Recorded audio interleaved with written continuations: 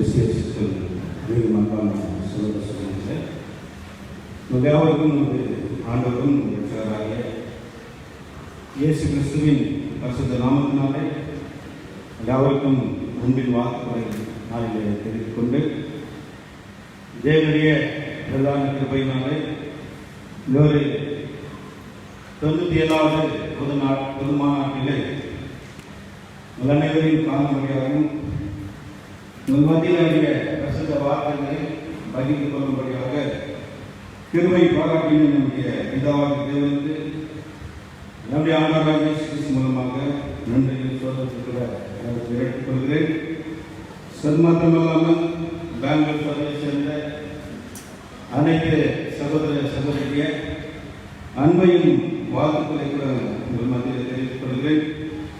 அநேக சகோதர சகோதரிகளாலே அவருடைய பொது மாநாட்டிலே கலந்து கொள்ளக்கூடாமல் போயிட்டு ஆனாலும் அவர்கள் அந்த அன்பையும் வாழ்த்துக்களை கூட அனைவருக்கும் தெரிவிக்கும்படியாக அநேக சகோதர சகோதரி கேட்டுக்கொண்டார்கள். சதைகளின் நேரத்தில் தெரிவித்துக் கொண்டு நம்முடைய பாடல்களாக நாம் கடந்து செல்வோம். கடந்த 2 நாட்களாக நாம் பாடல்களை கேட்டதான பாடல்களை தொடர்ந்து பார்த்து வந்தோம். 2 நாளும் சகோதரர்கள் நம்மளை அதிகமாக பாடுபடுத்தினார்கள் என்று நான் நினைக்கிறேன் இல்லைங்களா? வெறும் பாடல்களை குறித்து கடந்த 3 மாதம் பார்த்துருந்தோம். தொடர்ந்து பொது மாநாட்டில் விதவிதமான பாடல்களை கேட்கலாம் அப்படின்ற ஒரு ஆர்வத்தோடு வந்திருப்பீங்க. ஆனால் இங்கே வந்த பிறகு இங்கேயும் பாடல்கள் குறித்து கேட்கும்போது அநேகருக்கு ஒரு விதமான சோர்வாக இருந்திருக்கலாம். ஆனாலும் பாடல்களை குறித்து எப்போதும் கவனித்தாலும் அது நமக்கு பலத்தையும் உற்சாகத்தையும் தரக்கூடியதுதான் இருக்கிறது நமக்கு தெரிந்த விஷயம். சகையான நேரத்தில் நானும் கூட உங்களை ஒரு மணி நேரம் இதை பாடுபடுத்தலாம் என்று நான் ஆசைக்கிறேன். சரிங்களா? ரெடியா? இந்த நாளிலே உங்கள் மத்தியிலே பேசுவதற்காக தெரிந்து கொள்ளப்பட்ட பாடத்தின் தலைப்பானது எலியாவும் மற்றும் பாகல் தீர்க்கதரிசிகளும் என்ற தலைப்பில் இந்த ஒரு பாடத்தை நாம் பார்க்கலாம். இந்த பாடமானது சகோதரர் ராபர்ட் சிக்கியம் எனக்கூடிய ஒரு சகோதரரால் எழுதப்பட்ட ஒரு பாடமாக இருக்கிறது. ராபர்ட் சிக்கியம் குறித்து ஒரு சில வார்த்தைகள் சொல்ல வேண்டுமானால், சகோதரர் ராபர்ட் சிக்கியம் அவர்கள் நம்முடைய சகோதரர் இருந்த காலத்தில் தேவ ஊழியராக தேவனுக்காக உண்மையாக ஒரு பணியாற்றிய ஊழியராக இருந்தார். அநேக பாடல்களை அவர் எழுதியிருக்கிறார். வேத மாணவர்கள் அவருக்கு ஒரு அருமையான ஒரு பெயர் அவர் கொடுத்திருக்கிறார். பைபிள் ஸ்டூடெண்ட்ஸ் அவரை என்ன சொல்லி கூடுவாங்க? ராபர்ட் சிக்கியான ஒயிட் லயன் என்று அழைப்பார். அமைதியான ஒரு சிங்கம் என்று சொல்வார்.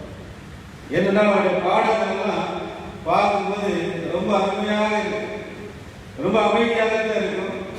ஆனால் அது நம்முடைய உள்ளத்தை அநேக காரியங்கள் உள்ளத்தில் கிரியை செய்யக்கூடிய ஒரு பாடங்களாக வைத்திருப்பாங்க. அதில் ஒரு பாடம் தான் இன்னைக்கு நம்ம பார்க்கக்கூடிய ஒரு பாடம் நம்ம பார்க்கணும். எலியாவும் மற்றும் பாகல் தீர்க்கதரிசிகளும் என்ற தலைப்பிலே நாளில் பாடத்தை நாம் பார்க்கலாம். நம்ம எலியாவை குறித்து நம்முடைய ஆண்டவராகிய இயேசு கிறிஸ்து சிலுவையில் அறையப்பட்டிருக்கிற போது அவர் பேசிய 7 வார்த்தைகள் ஒரு வார்த்தை நமக்கு நன்றாக தெரியும் இல்லைங்களா? என்ன வார்த்தை? ஏலி ஏலி லாமா சபக்தானி என்று அவர் மிகுந்த சத்தத்தை கூப்பிட்டார் என்று நாம் பார்க்கிறோம்.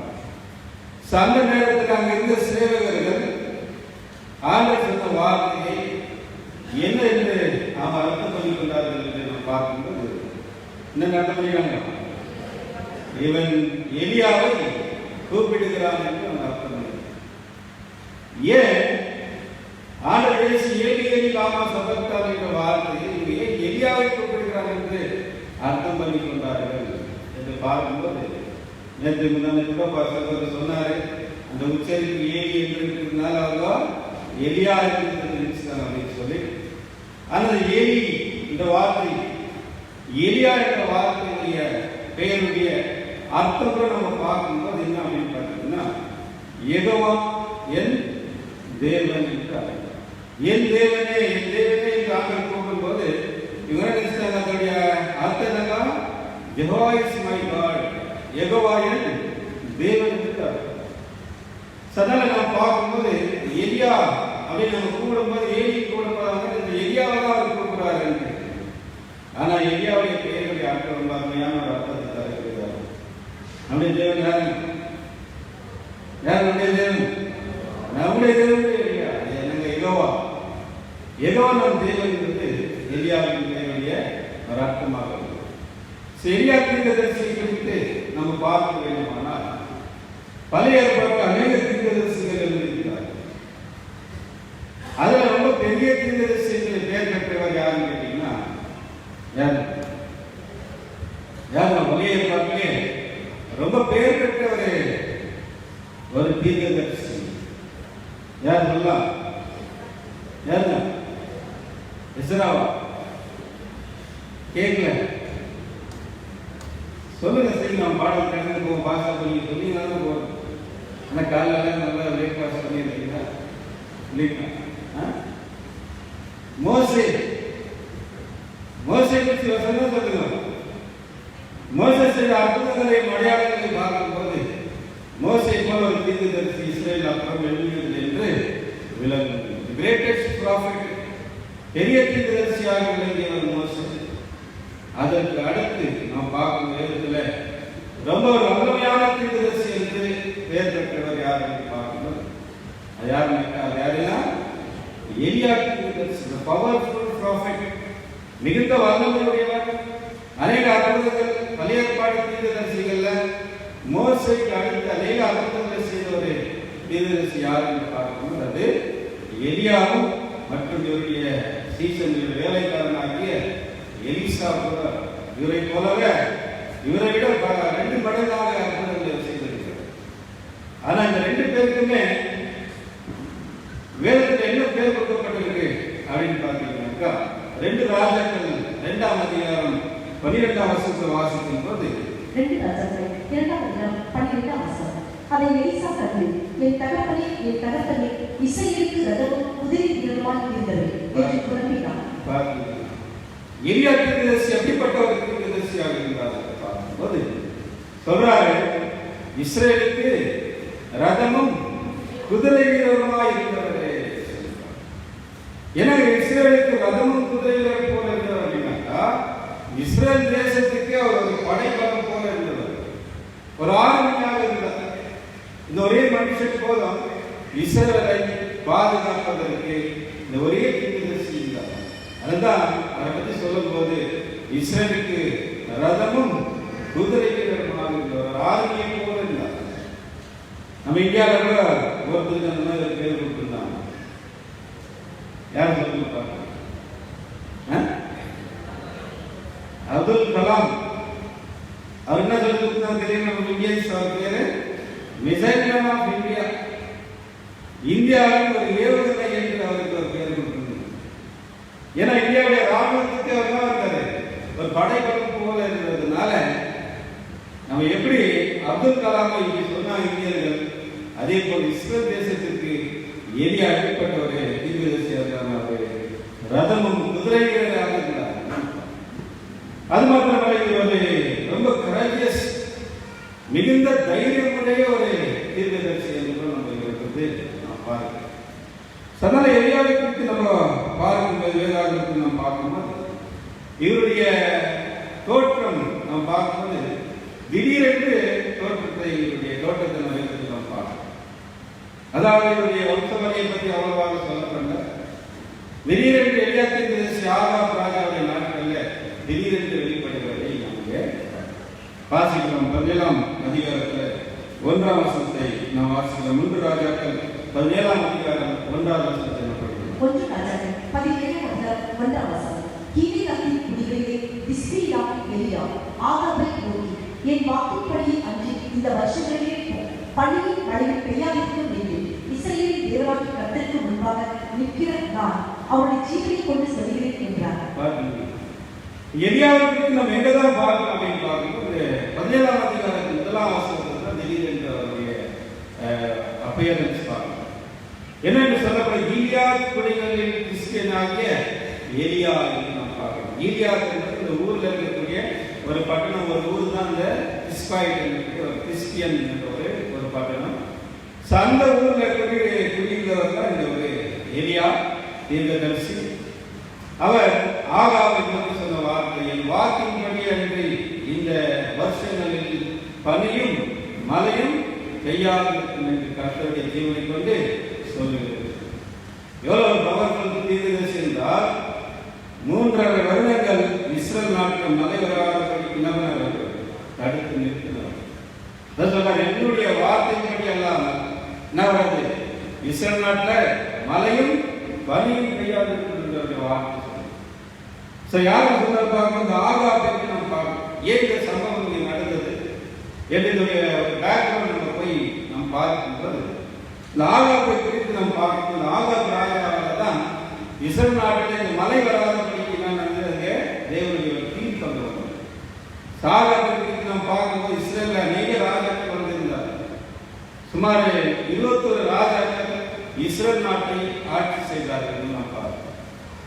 அதுல ரொம்ப கேடான ஒரு ராஜா, கர்த்தரின் பார்வைக்கு மிகுந்த பொல்லாப்பான காரியங்கள் செய்த ராஜா யாரு அப்படின்னு நமக்கு லிஸ்ட் எடுத்தாக்கா அது யாரு? அது ஆகாப் ராஜா என்று நாம் அதை குறித்து நாம் வாசிக்கலாம். வசனத்தை 1 ராஜாக்கள் 16ஆம் அதிகாரம் 30வது வசனத்தை வாசிக்கலாம். 1 ராஜாக்கள் 16ஆம் அதிகாரம் 30வது வசனம். உம்ரியின் குமாரனாகிய ஆகாப் தனக்கு முன்னிருந்த எல்லாரையும் பார்த்து கர்த்தரின் பார்வைக்கு பொல்லாப்பானதை செய்தார். கர்த்தரின் பார்வைக்கு பொல்லாப்பானதை செய்த தனக்கு முன்னிருந்த எல்லாரையும் பார்க்க மாத்திரமல்ல, இனி வரக்கூடிய எல்லா ராஜாக்களை விட அதிக பொல்லாப்பு செய்தவர் யாரும் பார்க்கணும், ஆகாப் ராஜா. ஆனா இவருக்கு முன்னாடி ஒரு ராஜா இருந்தார். அவர் தான் இஸ்ரவேல்ல விக்கிரக ஆராதனையை மறுபடியும் தொடங்கி வச்சவர். யார் தெரியுமா? யாருங்க? யெரொபெயாம். மோசே வனாந்தரத்தில் அழித்து போட்ட கன்றுக்குட்டிக்கு மறுபடியும் உயிர் கொடுத்து அது 2 கன்றுக்குட்டியாக மாற்றி மறுபடியும் இஸ்ரேல் நாட்டுக்குள்ள அந்த கன்றுக்குட்டியை ஆராதனை செய்த விக்கிரக ஆராதனையை மறுபடியும் உள்ள கொண்டு வந்தவர் யாருனாக்க இந்த யெரொபெயாம். ஆனா யெரொபெயாமை விட ஆகாப் செய்த விஷயங்கள் சொல்லும்போது என்ன சொல்லுவாங்க? அடுத்த வசனம் வாசிக்கலாம். 31 வசனம். 1 ராஜாக்கள் 16ஆம் அதிகாரம் 31ஆம் வசனம். நேபாத்தின் குமாரனாகிய யெரொபெயாமின் பாவங்களில் நடப்பது அவனுக்கு கொஞ்ச காரியங்களில் நிலைத்தாற் போல் அவன் சீதோனின் ராஜாவாகிய ஏத்பாகாலின் குமாரத்தை யேசபேலை விவாகம் பண்ணியது அல்லாமல் அவன் போய் பாகாலை சேவித்து அதை பணிந்து கொண்டு தான் சமாரியாவை கட்டிட பாகாலை ஓடி பாகாலுக்கு பலிபீடத்தை எடுத்தார். என்ன சொல்றீங்க பாருங்க. நேபாத்தின் குமாரனாகிய யெரொபெயாமின் பாவங்களில் நடப்பது இவர் கேட்டீங்களா? சரிங்களா? கொஞ்சம் குறை என்று நினைத்தார் போல. யெரொபெயாம் செய்த பாவம் இவர் செய்த பாவத்துக்கு ஒப்பிட்டு பார்க்கும்போது யெரொபெயாமுடைய பாவம் இருக்கா? கொஞ்சம் பாவம் அப்படின்ற மாதிரி செய்து என்ன செய்திருந்தாராம்? அதான் பார்க்கும்போது சீதோனின் ராஜாவாகிய எத்பாகாலின் குமாரத்தை யோசேப்பை விவாகம் பண்ணியிருந்தாங்க. ஒரு அந்நிய ஸ்திரியை விவாகம் பண்ணிருந்தாங்க. என்ன பண்ணாரா? அவர் போய் பாகங்களை சேவித்து பணிந்து கொண்டு தான் சமரியாவில் கட்டின பாகல் கோவிலுக்கு பாகலுக்கு பலிபீடத்தை எடுத்து காண்பித்தார். அப்படிப்பட்ட பாவங்களை விக்கிரக ஆராதனையை உள்ள கொண்டு வந்தவர் இந்த ஆகாப் ராஜா. இவனை போல ஒரு பொல்லாத ராஜா இஸ்ரேல் நாட்டிலே இதுக்கப்புறமே வரல. அப்படிப்பட்ட ஒரு பாவங்களை அது மாத்திரமல்ல, விவாகம் செய்து அந்த ஸ்திரீவை நாம் பார்க்கும்போது யாரை பார்த்தீங்கன்னா இவங்க ஒரு அந்நிய ஸ்திரியை அவன் விவாகம் பண்ணினான் என்று குறிப்பாக சொல்றார். அதை வாசிக்கும் போது சொல்லு, அவன் சீதோனின் ராஜாவாகிய எத்பாகாலின் குமாரத்தியாகிய யேசபேலை விவாகம் பண்ணினான். இந்த ஸ்திரியை குறித்து நாம் பார்க்கும்போது, யேசபேலை குறித்து நாம் பார்க்கும்போது, இவள் இதைவிட ஆகாப் பாவம் செய்வதற்கு அவனை தூண்டிவிட்டது. அவன் ஒரு விளையாட்டு பொம்மையாக பயன்படுத்திக் கொண்டு தன்னுடைய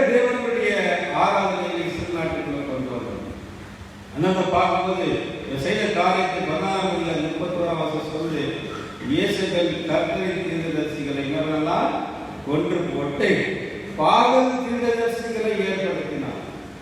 எவ்வளவு தீர்க்கதரிசிகள் இருந்தாங்க பாகல் தீர்க்கதரிசிகள் என்று பார்க்கும் வசனப்படி இருக்கவே இயேசுவே கர்த்தரின் தீர்க்கதரிசிகளை கொன்று போடுகிற போது நான் கர்த்தருடைய தீர்க்கதரிசிகளை 100 பேரை ஒவ்வொரு கெபியிலே 50 பேராக ஒழித்து வைத்தேன். அவர்கள் இந்த வருஷம் படிச்சு சார் என்ன செய்தாச்சு 14-31 வருஷம் படி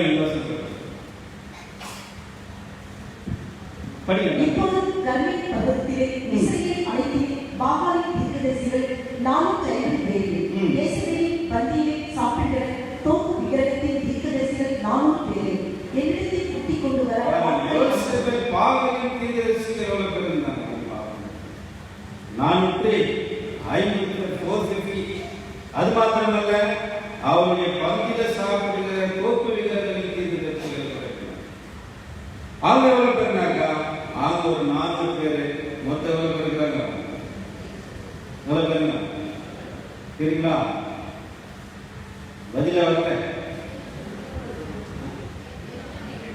750 850 சரி 850. ஆனா கர்த்தருடைய தீர்க்கதரிசிகள்ல மிஞ்சி இருக்கிற எவ்வளவு பேர் பார்த்தீங்கன்னாக்கா எவ்வளவு பேர்?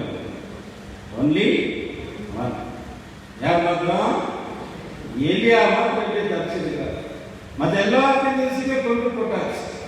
இஸ்ரேல் நாட்டில் கர்த்தருக்கென்று ஒரு தீர்க்கதரிசிகள் கூட இல்லை. ஒரே ஒரு மாதம் நீங்கிருக்கிறார். அவர் தான் யாருன்னு கேட்டீங்கன்னா எலியா தீர்க்கதரிசி. ஆனா அவர் கையிலேயே நம்மளுக்கு என்ன பண்ணுறாரு? சிக்க மாட்டேங்கிறார். ஏன்னா அடிக்கடி கர்த்தருடைய ஆவி எலியாவை கொண்டு போயிடும்.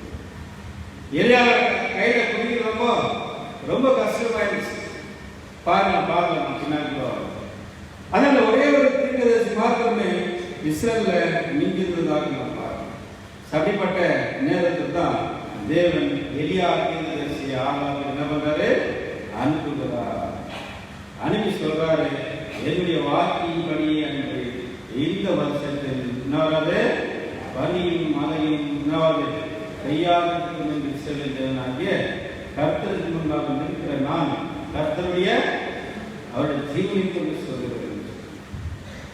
ஏன் ஒரு காரியத்தில் எலியா தீர்க்கதரிசி ஏன் மழை வராதுன்னு சொன்னார் அப்படின்னு பார்க்கும்போது, எப்போ இஸ்ரவேல் மக்கள் தேவனை விட்டு விலகி அந்நிய தேவர்களை சேவிப்பார்களா தேவன் அவர்கள் கொடுக்கக்கூடிய தண்டனைகள் 3 விதமான தண்டனைகள் கொடுக்கிறார். ஒன்று பஞ்சம், இன்னொன்று யுத்தம், இன்னொன்று கொலை நோய். இந்த 3 விதமான அழிவு எப்ப இஸ்ரவேல் மக்கள் கர்த்தரை விட்டு அந்நிய தேவர்களை சேவிக்கும் போது தேவனுக்கு 3 ஏதாவது ஒரு நடவடிக்கை அவருடைய தேசத்துக்கு வர வேண்டும். அதுல ஒரு பனிஷ்மெண்ட் தான் இந்த ஒரு தேசத்தின் மலை வராதே அதை தடுத்தார். அதை நம்ம நியாயப்பிரமாணத்தில் வாசிக்கலாம். உபாகம் 11ஆம் அதிகாரம் 13ஆம் வசனம் தொடங்கி வசனத்தை வாசிக்கலாம். 11 நீங்கள் உங்கள் தேவனாகிய கர்த்தரிடத்தில் உங்கள் முழு இதயத்தோடு உங்கள் முழு ஆத்மாவோடு அன்பு கொண்டு அவரை சேவிக்கும்படி நான் இன்று உங்களுக்கு கற்பிக்கிற என் கற்பனைகளுக்கு கீழ்ப்படிந்தால் நீ உன் தானியத்தில் உன் திராட்சரசத்தில் உன் எண்ணெயில் சேர்க்கும்படிக்கு நான் ஏற்ற காலத்தில் உங்கள் தேசத்தில் முன்மாதிரியும் பின்மாதிரியும் பெயர் பண்ணேன். நீங்களுடைய கற்பனைகளை கடைபிடித்து அதற்கு கீழ்ப்படிந்தால் ஏற்ற காலத்துல உங்களுக்கு தானியமும் திராட்சரசமும் இனவரையா நீங்க சேர்ப்பீங்க. ஏற்ற காலத்தில் ஆண்டவர் அவருக்கு மலையை பெரிய பண்ணுவார், முன்மாரியை பின்மாரியை பெரிய பண்ணுவார். அவனை மிருக ஜீவனுக்கெல்லாம் வெளியில புல் முளைக்கும், அவர் திருப்தியாக சாப்பிடுவார். ஆனால் அதே நேரத்தில் இவன் தேவனை விட்டு விலகி அந்நிய தேவர்களை அவர் சேவிப்பார்கள். என்ன செய்வார்? வாசனம் 14 வஞ்சிக்கப்படாமல் நீங்கள் வழி விலகி அந்நிய தேவர்களை சேவித்து அவரை நமஸ்கரியாமல் இருக்கும்படி எச்சரிக்கையாக இருங்கள். அடுத்த வசனம் 17 இல்லாதபடி கர்த்தருடைய கோபம் உங்கள் மேல் மூண்டு மழை பெய்யாமல் போகவும் தேசம் தன் பலனை கொடாமல் இருக்கவும் வானத்தை அடைத்து கர்த்தர் உங்களுக்கு கொடுத்த நல்ல தேசத்திலிருந்து நீங்கள் சீக்கிரத்தில் அழித்துக் போவீர்கள். ஆண்டவருடைய கட்டளைக்கு முழு இதயத்தோடு முழு பலத்தோடு அவரை என்ன பண்ணணும்? அவரை அன்பு கூறணும். அவர் இல்லை என்றால் ஆண்டவர் இருதயம் மன்னிக்கப்படாமல் நீங்கள் வழி விலகி அந்நிய தேவர்களை சேர்த்து நமஸ்கரியாமல் இருக்கும்படி எச்சரிக்கையாக இருக்கிறது. ஒருவேளை நீங்க அப்படி செய்தீங்களா, நான் உங்களுக்கு உங்கள் மேல கர்த்தருடைய கோபம் உண்டு. மலை கையாளும் தேசம் தன் பலனை படாமல் இருக்கும் வானத்தின் ஆண்டவரே அடைச்சு போடுவார். அந்த ஜட்ஜ்மெண்ட் தான் இப்போ எலியா தீர்க்கதரிசி மூலமாக என்ன பண்ணப்பட்டது, அங்கே கொடுக்கப்பட்டதை நம்ம பார்க்கிறோம். சானால் எலியா சொன்னபடியே இஸ்ரேல் நாட்டில் சுமார் 3 வருடங்கள் மழை 3.5 years 3.5 வருஷம் மழை வரலனாக்கா அந்த ஊருடைய தேசத்துடைய நிலைமை என்ன ஃபுல்லா பஞ்சம், தேசம் முழுவதும் பஞ்சம். ஆனால் என்ன ஆகுதுனாக்கா எலியாவுக்கு மாத்திரம் என்ன இல்லை பஞ்சம். எலியாவுக்கு மாத்திரம் தினமும் கறி சோறு தான், என்ன சாப்பாடு இருக்கு பாருங்க. தேவனுடைய போஷணை எப்படி இருக்கு. உலகம் முழுவதும் பஞ்சம் இருந்தாலும் தேவனை உண்மையாக பின்பற்றக்கூடியவர்களுக்கு, தேவனுக்காக வைராகியமாய் வாழக்கூடியவர்களுக்கு நேர்கிறது பஞ்சம். அதான் எலியாவுக்கு மாத்திரம் எப்படி பாருங்க சாப்பாடு. வாசிக்கலாம் பாருங்க 17ஆம் அதிகாரம் 6ஆம் வசனத்தை. அவளுக்கு விடிய காலத்தில் அப்பமும் இறைச்சியும் சாயங்காலத்தில் அப்பமும் இறைச்சியும் கொண்டு வந்தது. தாவீதுக்கு அந்த ஆற்றின் தண்ணீரை குடித்தார். எலியாவை நாம் பார்க்கும்போது காரணங்கள் அவனுக்கு நினைச்சான். காலையில பிரேக்ஃபாஸ்ட் டைமுக்கு என்ன சாப்பிட்டீங்க? காலையில் என்ன பிரேக்ஃபாஸ்ட்? பொங்கல், தோசை. எலியாடம் பிரேக்ஃபாஸ்டா இருக்கு. அது எந்த மாதிரி நேரத்தில்? பஞ்சம் இருக்கிற நேரத்தில் அப்பமும் இறைச்சி 2 நாள் சாப்பிட்டு இன்னைக்கு போடுவாங்க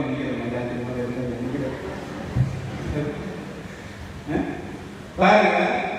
அதனால அப்பமும் இறைச்சி காலையும் சாயங்காலமும் சரியான நேரத்துக்கு அவருக்கு ஆகாரம் கொடுக்கப்பட்டு ரொம்ப ஆச்சரியம். கொஞ்சம் யோசனை பண்ணி பாருங்க. காக்கா யாருக்காவது கொடுக்குற பழக்கம் காக்கா இருக்காங்க. நம்ம கையில சாப்பிட்டு வந்து குடிக்கலாம் போயிடும். பார்த்துருக்கீங்களா? சின்ன பிள்ளைங்க தான் சாப்பிட்டு திடீர்னு வந்து குடிக்கிட்டு போயிடும். அப்படிப்பட்ட உணவு தான் காக்கா. ஆனால் பாருங்க, தேவன் இப்படிப்பட்ட காவியை எப்படி மாற்றிருக்கிறாருன்னா, தனக்கு வேண்டான ஆகாரத்தை யார் கொண்டு கொடுக்குது? காதலுக்கு தேவன் கட்டளை. என்ன உண்மையாக பின்பற்ற ஒரு தீர்க்கதரிசன் இருக்கிறாரு, அவர் போய் சாப்பாடு கொண்டு கொடுக்கிறார். அதனால எலியாவுக்கு இந்த பஞ்ச காலத்தில் அவர் சாப்பாடு பட்டியாலே இருந்து அதற்கு பின்பு அவர் சாரி பார்ப்பதற்கு போகிறார். அங்கே போல அற்புதமாக தேவன் அவரை போஷிக்கிறார். விதவை கொண்டு அவருக்கு போஷணை செய்கிறார். இப்படியாக 3.5 வருடங்கள் கடந்தது. 3.5 years. ஆனால் பார்க்கும் வசனத்தில் நாம் படிக்கும் போது 1 ராஜாக்கள் 18ஆம் அதிகாரம் 1ஆம் வசனத்தை நாம் வாசிக்கலாம். 1 ராஜாக்கள் 18ஆம் அதிகாரம் 1ஆம் வசனம்.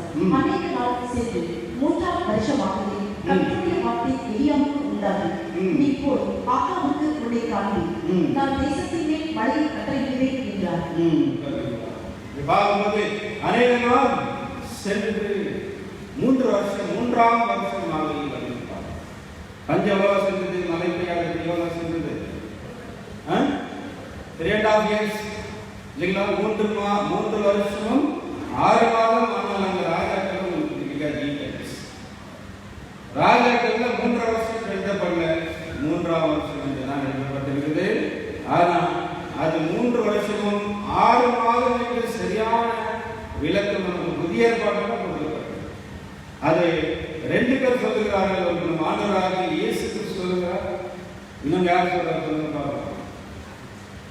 3.5 years பலம் வந்ததுன்னு 2 பேர் சொல்லியிருக்கிறாங்க புதிய ஏற்பாட்டில். யார் யாரு? மாணவர்கள் அப்போ நிரூபிக்கிறது பைபிள் கிறிஸ்தானிகள் எல்லா பக்கமும் வரும் சொன்னேன். இங்கே ஒன்று 3.5 years 3 மாதமும் 3 வருஷமும் 6 மாதம் வானம் அடைப்பட்டிருந்தது. யார் பெரும்பாலும் என்று சொல்றோம். எலியாவின் நம்மை போல ஒரு பாடுபட்டவனாக இருந்து கருத்தாக ஜெபம் பண்ணினாராம். எலியாவரே சரி, நல்ல ஒரு ஜெப வீரன். ஜெபிச்சாருனாக்க அப்படி என்ன நடக்கும். மழை வரக்கூடாது சொன்னா மழை வராது. மழை வரும் சொன்னா மழை நல்லா நிற்கிற மழை இல்லைங்களா? ஆனா எலியாவுடைய ஒரு வல்லமையான ஒரு தீர்க்கதரிசியாக அவர் இருந்தார். 3.5 வருடங்களுக்கு பின்பு எலியா மறுபடியும் ஆகாபை சந்திக்கிறார். ஆகாபை சந்தித்து பேசுவதற்காக ஆகாப் என்று சொல்றார். வாசனம் 18 ஆகாப் எலியாவை கண்டபோது ஆகாப் அவனை நோக்கி, இஸ்ரவேலை கலங்க பண்ணுகிறவர் நீ அல்லவா என்றார். என்ன எலியா சொல்றார், ஆகாப் என்ன சொல்றாரு? இஸ்ரவேலை கலங்க பண்ணுகிறவன் நீ அல்லவா? பணிக்கு தப்பு இவரு யாரு? ஆகாப் யெகோவாவை விட்டு பாவங்களை சேவித்துக் கொண்டிருக்கிறதுனால தான் மலையை வரலாம அடைக்கப்பட்டிருக்கு. ஆனா குற்றம் சாட்டுறது யாருமே சாட்டுறாரு? எலியா. என்ன ஒரு மென்டாலிட்டி இல்லைங்களா? நன்மையை தீமை என்று, தீமையை நன்மை என்று சாதிக்கக்கூடியவராக இருக்கிறார். சரியான ஒரு தெரிந்த புத்தியுள்ள ஆவியாளர். தன்னால்தான் தவறு என்பதை அவர் உணராத எலியாவை குற்றம் சாட்டுவார். எலியா சொல்றாரு, என்னால் அல்ல, நீயோ வீட்டால்தான் இஸ்ரவேலை கலந்து. இப்ப அதை நிரூபிக்கிற நாம் என்னால மழை வரலையா, இல்ல உன்னாலே உன்னுடைய வீட்டால மழை வரலையா, அதை நிரூபிச்சு காட்டுறேன் அப்படின்னு சொல்லி எலியா ஒரு சேலஞ்ச் என்ன பண்றாரு? அவர் அழைக்கிறார், வா நிரூபிக்கிறவர்கள் எதனால மழை வராம போனது என்பதை இன்னைக்கு நிரூபிச்சு உண்மையான கடவுள் யார், உண்மையான தேவன் யார் என்பதை நான் ப்ரூவ் பண்றேன் அப்படின்னு சொல்லி பெரிய சேலஞ்ச் பண்றாரு. அதாவது ஒரு போல்ட்னஸ். வாசிக்கலாம் பாருங்க, வாசனம் வாசனம் இப்போது கர்மேல் பர்வதத்திலே இஸ்ரவேல் அனைத்தையும் பாகாலின் தீர்க்கதரிசிகள் 450 பேரை, இயேசபேலின் மத்தியிலே சாப்பிடுகிற தோப்பு விக்கிரகத்தின் தீர்க்கதரிசிகள் 400 பேரை என்னிடத்தில் கூட்டிக் கொண்டு வர ஆட்களை அனுப்பும் என்றார். எலியா ஆகாப் பார்த்து சொல்றாரு, இப்போது கார்மேல் பர்வதத்தில் இஸ்ரவேலையும் பாகால் தீர்க்கதரிசி 450 பேரையும் யோசேப்புடைய பங்கில சாப்பிடுகிற தோப்பு விக்கிரகத்தின் தீர்க்கதரிசிகள் 400 பேர் நபனை எண்ணத்துல கூட்டு, யார் உண்மையான தேவன் யாரு காண்பிக்கிற, மழை எதனால வராம 3 வருஷமா அதை நிரூபிக்கிற அப்படின்னு சொல்லி ஒரு பெரிய சவால் விட்டு எல்லாரும் அழைக்கிறார். எங்க கூப்பிடுறாங்க பார்த்தீங்கன்னா கர்மேல் பர்வதம். கர்மேல் பர்வதம் வந்து பார்க்க இஸ்ரேல் நாட்டில் அந்த ஒரு பகுதியில் அமைந்திருக்கிற ஒரு பர்வதம், ஒரு ஃபேமஸ் மவுண்டன். அது இஸ்ரேல் நாட்டிலே ஒரு ரொம்ப சிறப்பு மிக்க ஒரு பர்வதமாக இருந்தது. இஸ்ரேல் நாட்டில் அநேக பர்வதங்கள் இருக்கு. அதில் இந்த கர்மேல் பர்வதம் ரொம்ப ஃபேமஸ் மவுண்டன். ஏனென்றால் அந்த ஒரு பர்வதம் பார்க்கும்போது அது ஒரு சுமார் 1700 அடி உயரத்தில் இருக்கக்கூடிய ஒரு பர்வதமாக இருந்தது. அநேக ஜனங்கள் அது மேல நம்ம ஏறி செல்லக்கூடியதாக ஒரு ஸ்தி, அதாவது ஒரு படி போல ஒரு வடிவ உண்டாக்குறதுனால அநேக இடங்கள் அது மேல போகாத மேல ஒரு பிளாட்டா ஒரு தட்டையான ஒரு இடம் இருந்தது. அதனால ஒரு பார்க்கக்கூடிய விருது, அதாவது ஒரு ஸ்டேடியம் மாதிரி எல்லாரும் சூழ்ந்து அங்கே பார்க்க முடியல.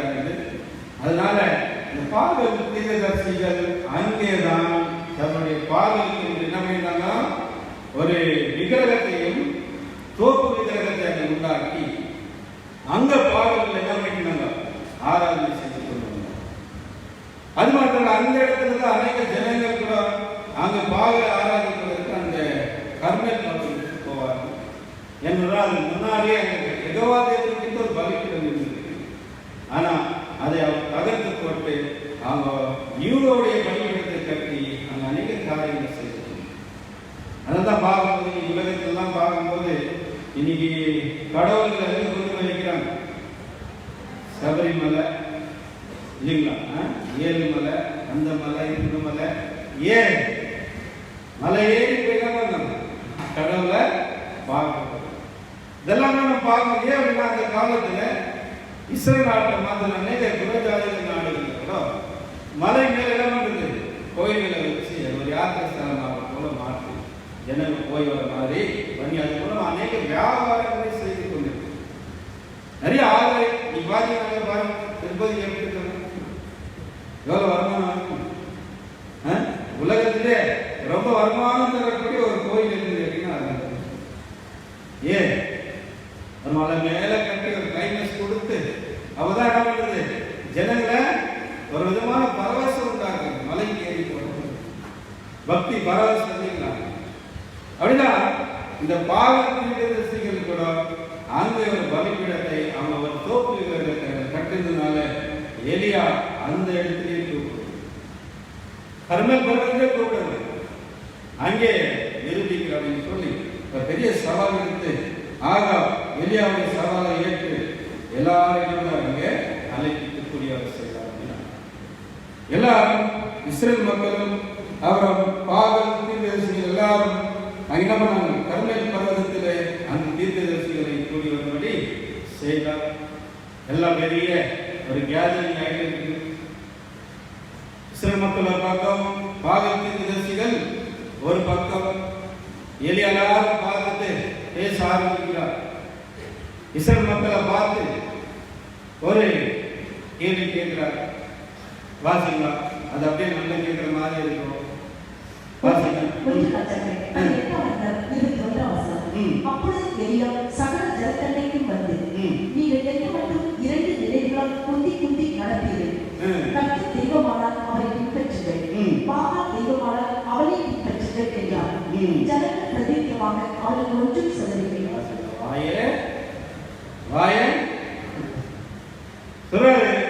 எந்த மட்டும் 2 நிலைகளால் என்ன பண்ணுவீங்களா, குந்தி குந்தி நோண்டி நோண்டி பாவம் தெய்வமா தெய்வம் இந்த பக்கம் போலாமா அந்த பக்கம் போலாமா, டபுள் மைண்டட், இருமனம் உள்ளவர்களாக இருந்தார். அது ரொம்ப டேஞ்சர் இல்லைங்களா. யாரும் சொல்றாங்க, இருமனம் உள்ளவன் தன் வழிகள் எல்லாம் நிறைவேற்றவனாக எதிர்க்க முடியாது. இந்த கடவுளையும் உண்மையா பின்பற்ற முடியாது, இல்லைன்னா இந்த தேவனையும் உண்மையா என்ன பண்ண முடியாது பின்பற்ற. அந்த மாதிரி ஸ்டேட்டஸ் தான் இஸ்ரேல் மக்களுடைய ஸ்டேட்டஸ். இப்படி அப்படியா தெரியாது, கன்ஃபியூஷன் ஸ்டேட்டஸ். அதனால கேட்கிறார், பாக தெய்வமானால் அவரை பின்பற்றுங்கள், கர்த்த தெய்வமானால் அவரை பின்பற்றுங்கள் சொன்னா வாயை சொல்லாமல்ல ஒரு வார்த்தை. ஏன் பயம்? எவ்வளவுதான் தெய்வம் சொல்றா யார் இருக்கிறாங்க, யோசேப்பு இருக்கிறாங்க, விடுவாங்களா இல்லைங்களா? ஃபுல்லா ஆட்சி அவங்க நடத்திருக்கிறாங்க, இஸ்ரேல் நாட்டிய ஆட்சி படிச்சிருக்கிறாங்க யோசேப்பு. அதனால வாயத்துக்கு தவறு என்ன சொல்லிட்டா நமக்கு என்னங்க, ஏற்கனவே எல்லாத்தையும் சின்னமணியாச்சு, பொண்ணு போட்டாச்சு, மிஞ்சி தான் இருக்கிறாரு. இவர் பக்கம் எப்படி நம்ம சப்போர்ட்டா பேசு.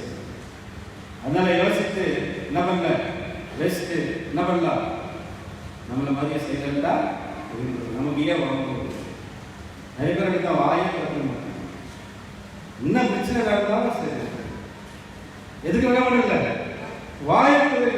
ஏன் நமக்கு ஏன் வம்பு சும்மா வாயை கொடுத்து நம்ம போய் அந்த மாட்டோம். அதனால சைலண்ட், அதுக்குள்ள பெரிய தவறு. பேச வேண்டிய நேரத்தில் பேசாமல் அமைதியாக இருப்பதும் பெரிய குற்றம். அதனால இஸ்ரேல் மக்கள் என்ன பண்ணல, ஒன்றும் சொல்ல. அதனால எலியா தோது போல தன்னுடைய இந்த வேகம், இந்த உற்சாகம், வேகம் அப்படி என்ன பண்றாரு, அவரு ஒரு சேலஞ்சை அவன் முன்னால வைக்கிறாரு. வாசித்து படிக்கலாம். அப்பொழுது எலியா ஜனங்களை நோக்கி, கர்த்தரின் தீர்க்கதரிசிகளில் நீதிக்கிறவர் நான் ஒருவர், பாகாலின் தீர்க்கதரிசிகளோ 450 பேர். பாத்தீங்களா, கர்த்தருடைய தீர்க்கதரிசியில் நீதிக்கிறவன் ஒருத்தன். இது எவ்வளவு இருக்கிறாங்க,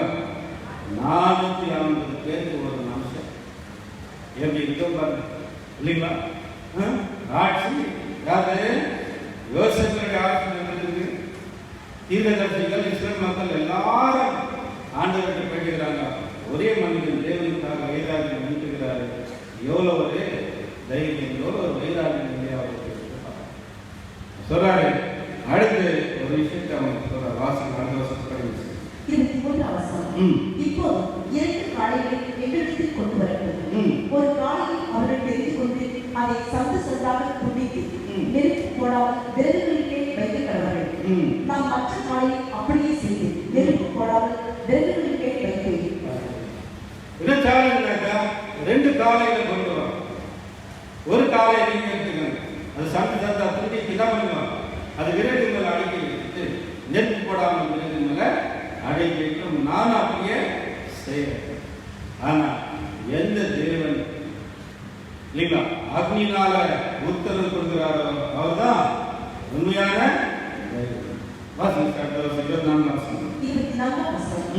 நீங்கள் உங்கள் தேவனுடைய நாமத்தை சொல்லி கூப்பிடுங்கள். நான் கர்த்தருடைய நாமத்தை சொல்லி கூப்பிடுவேன்.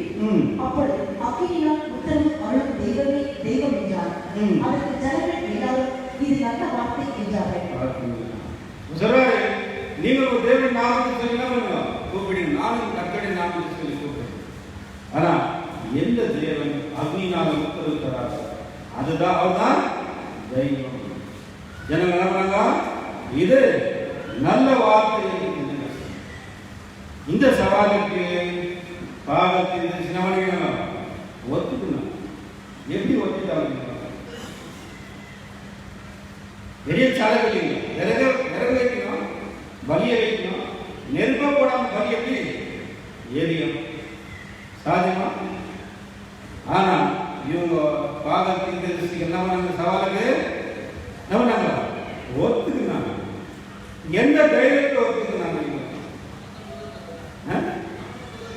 450 பேர் இருக்கீங்க. 450 பேர் இருந்தாலும் எப்படி அங்க ஏரியாங்க அப்படின்னு நம்ம பார்க்கும்போது, இதுக்கு சரித்திரத்தில் பார்க்கும்போது அந்த காலத்துல இந்த பாகல் தீர்க்கதரிசிகள் மக்களை ஏமாற்றி கொண்டிருந்த ஒரு செயல் என்னன்னு பார்த்தீங்கன்னா, அவனுடைய பலிப்பீடத்துக்கு அடியில் இருந்து ஒரு நாங்கள் சுரங்க பாதைக்குள்ள ஒரு பாதை உண்டாக்கி, அதனால பலிகளை அவங்க வச்சுட்டு நெருப்பு போட மாட்டாங்க. அவன் தேவன் நோக்கி கூப்பிடும் போது இவருடைய ஆள் ஒருத்தர் இருப்பார். இந்த பாகல் தீர்க்கதரிசிகளுடைய ஆட்கள்ல ஒரு ஆளு இவருடைய ஆள் இருக்கிறவங்க அந்த கொகை வழியா உள்ள போயிட்டு இவங்க ஒரு சிக்னல் கொடுக்கும் போது, ஒரு வார்த்தை சொல்லும் போது உடனே நெருப்பு மூடிட்டு போயிடும். அது அப்படியே எரியும். அப்ப இவங்க நிறுத்திக்குவாங்க. என்ன நிறுத்திக்குவாங்க? யாரும் செஞ்சுக்கிறாரு பாகத்தை செஞ்சு. ஆனா இவங்களுடைய தந்திரம், இவங்க ஏமாற்றம் அவங்களுக்கு தெரியாம ரொம்ப நாளா. இன்னைக்கு கூட உலகத்துல அநேக சாமியார்கள் தான் ஏமாற்றது, மேஜிக் பண்ணிக்கிறாங்க. நம்ம ஆள் என்ன பண்ணுறது? போய் அவர் கால கழுவி அந்த தண்ணியை எடுத்து குடிச்சிருக்கு. அவர் இப்படி பண்ணி எடுத்து கொடுப்பாரு இல்லைங்களா? இந்த மாதிரி பண்ணுவாரு. ஜனங்கள் அப்படியே நம்புறது. இன்னைக்கு கூட அன்னைக்கு கூட அப்படிதான் நடந்துருந்துச்சு. இன்னைக்கு கூட சமீபத்தில் ஒரு விஷயம் நடந்துச்சு இல்லைங்களா? சபரிமலையில நம்ம பார்க்கும்போது அங்கே வந்த அந்த ஒரு குறிப்பிட்ட தேதியில என்ன வரும்? மகர ஜோதி அப்படின்னு சொல்லிட்டு சமீபத்தில் மீடியா போய் என்னன்னு ஆராய்ச்சி பண்ணி பார்க்கும்போது அங்க என்ன பண்ணிக்கிறீங்களோ பெரிய ஒரு எண்ணெய் பந்தம் வச்சுட்டு அந்த சாமியாருக்கு அந்த பூசாரிக்கு ஒருத்தர் யாருக்கும் தெரியாம மலை போய் என்ன பண்றது? பந்தத்தை கொழுப்பு. இது இப்ப சமீபமாக வெளி வந்துச்சு. பேப்பர்லாம் போட்டாங்க. ஆனா மக்கள் நீங்க என்னதான் பேப்பர்லாம் போடணும், நீங்க என்ன போடணும், நாங்க செய்யறதுதான் செய்வோம். அப்படிதான் அவங்க நிரூபிச்சா கூட அது தவறு, அது பொய்யினா மாட்டாங்க, ஒத்துக்கொள்ள மாட்டாங்க. ஒரு விதமான பயம் அவங்களை ஆண்டுட்டு. அதே போலதான் இஸ்ரேல் மக்கள் கூட அவங்க பாகல் ஒரு மேல நம்ம தப்புன்னு சொன்னா பாகலுடைய கோபமும் சாபம் நம்ம மேல வந்துருமா அப்படின்ற ஒரு பயத்துல இருந்தாங்க. அதனாலதான் இந்த விஷயத்தை அவங்க நாங்க அன்றைக்கு இவங்க என்ன பண்ணாங்க? இந்த சேலஞ்சுக்கு ஒத்துக்கிற காரணம் காரணம். ஆனா ஸ்டார்ட் ஆயிடுச்சு.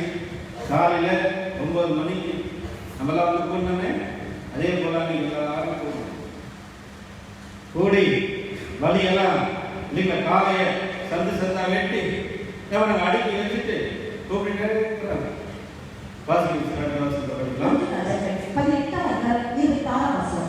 தங்களுக்கு கொடுக்கப்பட்ட காளையை அவர்கள் வாங்கி அதை ஆயத்தம் பண்ணி பாகாலை எங்கள் புத்தருக்கு அருள் என்று காலை தொடங்கி மத்தியானம் மட்டும் பாகாலின் நாமத்தை சொல்லி கூப்பிட்டார்கள். கொடுக்கப்பட்ட காலை ஆயத்தம் பண்ணி அவர்கள் பாகலை எங்களுக்கு உத்தரவாக சொல்லி காலையிலிருந்து மத்தியானம் கூப்பிட்டாலாம். நல்லீங்களா? ஆனாலும் ஒரு சத்தமும் பிறக்கவில்லை, மறு உத்தரவு கொடுப்பாலும் இல்லை. அவர்கள் கட்டின பலிபீடத்திற்கு எதிரே உதித்து ஆடினார்கள். உதித்து ஆடினாங்க. ஒரு சவுண்ட் என்ன ஆச்சு? நான் உள்ள போனாரு, நெருப்பிக்க போனாரு, சொல்லுங்க வழியா போனாருங்களா? அவரை ஆண்டவர் என்ன பண்ணாரு? அவர் அடிச்சிருக்கிறார். அவர் மூச்சு தண்ணி என்ன இருக்கிறாரு? அங்கேயே செத்து இருக்கிறார். செத்து போன விஷயம் யாருக்கு தெரியல, கட்டி கட்டி போதாங்க. பாவாத உத்தரவு பார்த்தாங்க, சவுண்டே வரல. என்ன பண்ணாங்க? ஆடி பாதி பிடிச்சு பார்த்தாங்க. சவுண்டுக்கு வந்து அவன் ஏஞ்சிக்கணும், தூங்கிட்டான். உள்ள போறாங்க, அதனால பிடிச்சு பார்த்தாங்க. ஆனால் என்னவாங்க, ஒரு எஃபெக்டும் இல்லை. 9 மணிலேருந்து என்னாச்சு? மத்தியானம் எலியா பார்க்க ஆடுற டான்ஸு இப்போ பண்ணுற போது வித்தை எலியா பார்த்து எலியாக சிரிப்பு வந்துச்சு. நம்ம கூட சில எல்லாம் பண்ணும்போது இல்லைங்களா, இந்த மாதிரி ஏதாவது பண்ணும்போது நம்ம என்ன வரும்? சிரிப்பு. எலியா பார்த்து சிரிக்க மத்தியானம் ஆனால் எலியாவுக்கு என்ன பண்ணுறதுன்னு தெரியல, அடிக்க வைக்க முடியல. என்னங்க கேலி பண்ண ஆரம்பிச்சு, பரியாசம் பண்ண ஆரம்பிச்சு. வாசனை மத்தியான வேளைக்கு எலியா அவனை பரியாசம் பண்ணி உரத்த சத்தமாய் கூப்பிடுங்கள்.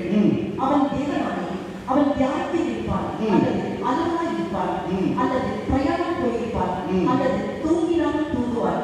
அவனை எடுக்க வேண்டியதாகும் என்றார். 12 மணி நேரம் பார்த்தாரு, ஒன்னும் எஃபெக்ட் இல்லை. அதுக்கப்புறம் இவர் என்ன பண்ணாரு? பரியாசம் உரத்த சத்தமா கூப்பிடு. அவன் போய் தேவனாம இல்லைங்களா? அவன் என்ன பண்ணிருப்பாரு? இப்போ அவர் நல்ல தியானத்தில் இருப்பாரு, ரொம்ப ஆழ்ந்த தியானத்துக்கு போயிட்டு இருக்காங்க. இல்லைன்னாங்க அலுவலா இருப்பாங்க. அப்படின்னா அலுவலன்னா யாருக்கிட்டே என்ன பண்ணிருப்பாரு? பேசிட்டு என்ன இருப்பாரு? எல்லாம் என்ன பண்ணிருப்பாரு? தூங்கினாலும் என்ன பிரயாணம் போயிருப்பாரு, வேற ஊருக்கு போயிருப்பாரு, ஊருக்கு போயிருப்பாரு. ஆனால் தூங்கினாலும் தூங்கியிருப்பா. ஒரு வேலை என்ன பண்ண வேண்டியதாக இருக்கும்? எழுப்ப வேண்டியது.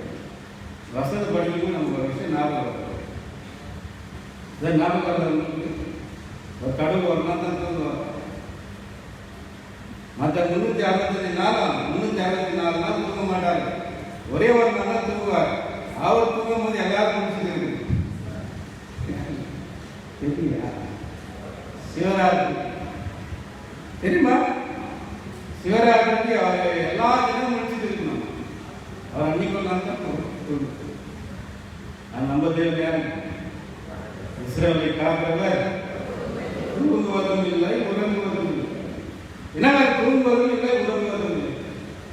சொல்லுங்க, தூங்குவதற்கு உறங்குவதற்கு என்ன வித்தியாசம்? நீங்க பண்ணிக்கிறீங்க, நிறைய பேர் உறங்கு உட்காந்துட்டு அடி போதும், அதுக்கு பேர் உறங்குகள். படுத்துட்டு தூங்குறதுக்கு அதுக்கு பேர் தான் தூங்கு. ஆனால் அந்த ஆண்டவர் என்ன பண்ணல, அவர் தூங்குவதும் இல்லை, இந்த உட்காந்து உறங்குவதும் இல்லை. டேவிட் நல்லா ஒதுங்குவார். அது ரொம்ப ஆச்சரியமா இருக்கு. படுக்க நேரம் படுக்க மாட்டார், சேர்ல உட்காந்து காலை போட்டு நல்லா ரிலாக்ஸ் பண்ணி நல்லா தூங்கும். அது ஒரு பிளெஸிங் தெரியுமா? தூக்கம் என்ன சொல்றாங்க, அதுக்கு நீங்க சொல்லிக்கிறாரு. கர்த்தர் தனக்கு பெரிய மாணவனுக்கு நித்திரை அழைக்கிறார். ஆனா அது கன்வென்ஷன் இல்லை. தயவுசெய்து பாருங்க, எலியா பரியாசம் பண்ணி அவங்க தீர்ந்த பிறகு மத்தியான வேலை ஆச்சு. மத்தியான வேலை சென்று அந்தி பலி செலுத்தும் நேரமட்டமாக அவர் என்ன பண்ணாங்க, அவர்கள் கூப்பிட்டுக் கொண்டே இருந்தார்கள். ஒரு சத்தமும் 3 மணி ஆயிடுச்சு. காலையிலிருந்து சாயங்காலம் அப்புறம் தன்னுடைய சரீரத்தில் அவர்கள் கீறிக்கொள்வது என்ன பண்றது, கத்தி அறுத்து கீறிக்கிறாங்க. வாசிங்க. 1 ராஜாக்கள் 18:29 மத்தியான வேலை சென்ற பின்பு அந்திப்பலி செலுத்தும் நேரம் வந்தாக சன்னதம் சொல்லிக் கொண்டிருந்தார்கள். ஆனால் ஒரு சத்தமும் பிறக்கவில்லை, மருத்துவம் கொடுப்பாரும் இல்லை, கவனிப்பாரும் இல்லை. ஒருத்தர் கொடுப்பாரும் அதெல்லாம் சன்னதெல்லாம் கீழி பார்க்கலாம். போனவன் என்ன ஆனானே தெரியல, உள்ள போனவன் ஒரே டென்ஷன். நம்முடைய சில நாளா ஏமாற்ற விஷயம் என்ன ஆயிடுச்சு, அம்பலம் ஆயிடுச்சு. எல்லாம் இஸ்ரேல் மக்களுக்கு எல்லாம் தெரிஞ்சிச்சு. அப்புறம் தெரிஞ்சு அடுத்து எலியா இப்போ தன்னுடைய பலியை செலுத்துகிறார். எவ்வளவு சிம்பிளா இருக்கு. வாசி 30 வாசி வாசி. அப்பொழுது எலியா சகல ஜனங்களையும் நோக்கி, என் கிட்டே வாருங்கள் என்றார். சகல ஜனங்கள் அவர் கிட்டே வந்தபோது தகர்க்கப்பட்ட கர்த்தருடைய பலிபீடத்தை அவன் சற்றலிட்டு, தகர்க்கப்பட்ட கர்த்தருடைய பலிபீடத்தை அவன் சற்றலிட்டார். அதனால அவன் என்ன அப்படி பார்க்கிறாங்க, ஆல்ரெடி ஆண்டவர் என்னவாக இருக்கின்ற ஒரு பலிபீடம் அங்கு இருந்திருக்கு. அதை அவர்கள் தகர்த்திருக்கிறார். அதை அவன் ரிப்பேர் பண்ணி அதை செட் பண்ணிட்டு உனக்கு இஸ்ரவேல் என்னும் பேர் இருப்பதாக என்று சொல்லி கர்த்தருடைய வார்த்தையை பெற்ற யாக்கோபுடைய குமாரரால் உண்டான கோத்திரங்களுடைய இரத்தத்தின்படி 12 கற்களை எடுத்து அந்த கற்களாலே கர்த்தருடைய நாமத்திற்கு என்று ஒரு பலிபீடத்தை கட்டி 12 கற்களை கொண்டு அது ஒரு பலிபீடத்தை கட்டி அதற்கு இஸ்ரவேல் என்று பெயர் இருப்பதாக சொல்லி ஒரு பலிபீடத்தை கட்டி தன்னை கொடுக்கப்பட்ட காலையை அவர் அந்த முறையில் எது காரியத்தை செய்தார்கள். வாசி சொல்லப்படுங்க. படிங்க. பலிபீடத்தை சுற்றிலும் தாவீது அடக்கிய 2 படி இதை வைக்கத்தக்க இடமான ஒரு வாய்க்காலை உண்டாக்கி விறகுகளை அடுக்கி ஒரு காலை சந்து சந்தாக துண்டித்து விறகுகளின் மேல் வைத்தார். அடுத்து என்ன செய்தாராம், அடுத்த சுற்றி பலிபீட சுற்றி ஒரு ஒரு வாய்க்காலை வெட்டினார். வெட்டி தன்னுடைய பலியை அதன் மேல வெட்டி விறகு மேல் அடுக்கி வைத்து என்ன செஞ்சார், அடுத்த விஷயத்தை வாசிச்சு அடுத்த 34 பிற்பாடு அவர், நீங்கள் 4 குடம் தண்ணீர் கொண்டு வந்து சர்வாங்க தகன பலியின் மேலும் விறகுகளின் மேலும் ஊற்றுங்கள் என்றார். பின்பு 2ஆம் தரமும் அப்படியே ஊற்றுங்கள் என்றார். 2ஆம் தரமும் ஊற்றினார்கள். அதற்கு பின்பு 3ஆம் தரமும் அப்படியே ஊற்றுங்கள் என்றார். 3ஆம் தரமும் ஊற்றினார்கள். இவ்வளவு மாதிரி ஒரு ஏமாற்று செயலாக கூடாது. ஒருவேளை இந்த பலியை அவங்க மிஸ்அண்டர்ஸ்டாண்ட் பண்ணக்கூடாது. அதனால 4 குடம் தண்ணியை ஊற்றணும், 2ஆம் தடவை ஊற்றணும், 3ஆம் தடவை ஊற்றணும். மொத்த விளாட்சி 12 குடம் தண்ணி ஊற்றணும். வாய்க்காலெல்லாம் இருந்துச்சு. ஏன் பண்ணாரு இல்லையா?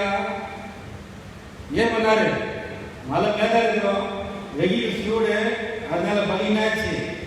வெயில் சூட்டுல அது பத்திக்கு சரி சொல்லக்கூடாது.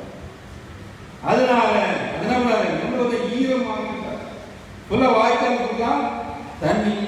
இப்போ எலியா தேவனை நோக்கி கூப்பிடுகிறார். எலியாவுடைய பெயர் எவ்வளவு சிம்பிள் பெயர். 36ஆம் வசனம். அந்திப்பலி செலுத்தும் நேரத்திலே தீர்க்கதரிசியாகிய எலியா வந்து, ஆபிரகாமுக்கும் ஈசாக்குக்கும் யாக்கோபுக்கும் தேவனாகிய கர்த்தாவே, இஸ்ரவேலிலே நீர் தேவன் என்றும் நான் உம்முடைய ஊழியக்காரன் என்றும் நான் இந்த காரியங்களெல்லாம் உம்முடைய வார்த்தையின்படி செய்தேன் என்றும் இன்றைக்கு விளங்கப்படும். கர்த்தாவே, நீர் தேவனாகிய கர்த்தர் என்றும் தேவரே தங்கள் இருதயத்தை மறுபடியும் திருப்பினீர் என்றும் இந்த ஜனங்கள் அறியும்படிக்கு என்னை கேட்டனும் என்றார். ஆபிரகாம், ஈசாக்கு, யாக்கோபு என்பவர்களின் தேவனை என்னை கேட்டதுனால நான் உங்க விருப்பத்தின்படிதான் செஞ்சிருக்கிறேன் அப்படின்னு இதெல்லாம் தெரிஞ்சுக்கிட்டோம். அதனால ரொம்ப எளிமையான 2 வார்த்தை, என்னை கேட்டவன் கேட்டவன். ஆனா பாகல் தீர்க்கதரிசிகள் என்னவனாங்க, காலம் சாயங்காலம் கத்துனாங்க, உரத்தை சத்தப்பட்டு சொன்னாங்க. கத்துறாங்களா சபைகளில் பாருங்க. அந்த மாதிரி ரொம்ப சிம்பிள் ப்ரேயர் இல்லையா ஜெபம். அதை பார்க்கும்போது ஆண்டவருடைய ஜெபத்துக்கு உடனடியாக பதிலளிக்கிறார். வசனம் படிக்கலாம். 38ஆம் வசனம். அப்பொழுது கர்த்தரிடத்தில் இருந்து அக்கினி இறங்கி அந்த சர்வாங்க நகர பலியை விறகுகளில் கற்களில் மண்ணைக்கு பட்சித்து வாய்க்கால் இருந்த தண்ணீரில் நக்கி போட்டது. கர்த்தரிடத்தில் இந்த அக்கினி வந்தது, அந்த பலியையும் கற்களையும் அப்புறம் மண்ணையும் வாய்க்கால் இருந்த தண்ணீரையும் நக்கி போட்டது. வசனம் பாருங்க. எதெல்லாம் வாய்ப்பாட்டு பலி மாத்திரம் இல்ல, அந்த கல் வச்சுட்டாங்க, 12 கல் அடிக்க வச்சாங்க. அந்த கல்லெல்லாம் பட்சிக்கு போடுச்சு. கல்லக்கணும் மண்ணை அதை வாய்க்கால தண்ணி எல்லாத்தையும் என்ன பண்ணிச்சு, நக்கி போட்டது. பவர்ஃபுல். இந்த ஃபயர் அக்னி வந்து அந்த பலி எல்லாம் பண்ணிச்சு, அந்த பலி எல்லாம் அதை நக்கி போட்டது என்று நாம் பார்க்கணும். அப்படி பார்த்த ஜனங்கள் உடனடியாக ஆண்டவன் காலை விழுந்து யெகோவாவே கர்த்தரே தெய்வம், கர்த்தரே தெய்வம் என்றார்கள். இப்படியாக எலியா இஸ்ரவேல் மக்களுடைய இந்த மன்னரை யெகோவா தேவனுக்கு திருப்பினார். அது மாத்திரமல்ல, அடுத்து எலியா என்ன செய்தார் பார்க்கும்போது பாகத்தின் தேசத்தில் ஒருத்தர் தப்ப விட்டோம். என்ன மறுபடியும் இஸ்ரவேலுக்குள்ள பாகல் ஆராதனை வரும். அதனால ஃபுல்லா முற்றிலுமா ஒருத்தனை தப்பவர்கள் வெட்டி போடுறோம். அப்பொழுது எலியா அவர்களை நோக்கி, நீங்கள் பாகாலின் தீர்க்கதரிசிகளில் ஒருவரும் தப்பி போகாதபடிக்கு அவர்களை பிடியுங்கள் என்றார். அவர்களை பிடித்த போது எலியா அவர்களை கீழே கீசோன் ஆற்றங்கரையை கொண்டு போய் அங்கே அவர்களை வெட்டி போட்டார். 850 தீர்க்கதரிசிகளை முற்றிலுமாக வெட்டி போட்டார். இப்படியாக பாகல் ஆராதனை எலியாவால் ஒழிக்கப்பட்டது. இஸ்ரவேல் மக்கள் பாகலை வினவனாங்க, யெகோவா தேவன் பக்கம் திரும்பினார்கள். சதற்கு பிறகு இஸ்ரவேல் தேசத்து மேல மலை வர ஆரம்பித்தாங்க. எப்படி பாருங்க, எப்படி ஸ்டார்ட் ஆச்சு பாருங்க மலை. வாசிக்கும் அடுத்த வருஷம் 44 வருஷம். 18ஆம் அதிகாரம் 44ஆம் வசனம். 7ஆம் தரம் இவர் இதோ சமுத்திரத்திலிருந்து ஒரு மனுஷனுடைய உள்ளங்கை அத்தனை சிறிய வேகம் எழுதுகிறது என்றார். அப்பொழுது அவர், நீ போய் ஆகாபை நோக்கி மழை உன்னை தடை செய்யாதபடிக்கு ரதத்தை கூட்டி போய்விடும் என்று சொல் என்றார். 45ஆம் வசனம். 7ஆம் தரம் இவர் இதோ சமுத்திரத்திலிருந்து ஒரு மனுஷன் 45ஆம் வசனம். அதற்குள்ளாக வானம் மேகங்களினாலும் காற்றினாலும் கருத்து பெருமழை உண்டாயிற்று. ஆகா ரதத்தை ஏறி எசேலுக்கு போனார். அதனால பாருங்க, அதற்குள்ளாக மலை இங்கிட்ட வந்துச்சு. அதான் தெரிஞ்சிச்சு. இதனாலதான் இவ்வளவு நாளா வானம் அடைப்பட்டிருந்தது என்பதை இஸ்ரவேல் மக்களுக்கு உண்டாக தெரிந்தது. அப்புறம் பார்க்கும்போது அடுத்து இந்த விஷயம் யோசேப்புக்கு போயிட்டு இவர் சொல்றார், ஆகாபுக்கு அறிவிக்கிறார். வாசிக்கலாம். அப்பொழுது யோசேப் எலியாவிடத்தில் ஆளழைத்து அவர்களை ஒவ்வொருவருடைய பிராணனுக்கு செய்யப்பட்டது போல நான் நாளை இந்நேரத்தில் உன் பிராணனுக்கு செய்யாமே போனால் தேவர்கள் அதற்கு சரியாகவும் அதற்கு அதிகமாகவும் எனக்கு செய்ய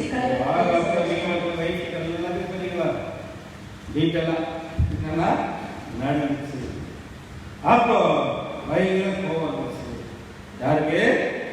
24 hours 24 மணி நேரத்துல எலியாவை சாகடிக்கலனாக்கா தேவன் எனக்கு அதற்கு சரியாகவும் அதற்கு அதிகமாகவும் செய்யப்படும் சொல்லி அனுப்பின உடனே எலியா வினாடிங்களா பயம். எலியா எவ்வளவு போல்டா, எவ்வளவு விஷயங்க செய்தாரு. என்ன திடீர்னு பயம் வந்து எந்த அளவுக்கு ஆயிட்டாங்க எலியா பாருங்க. வாசிங்க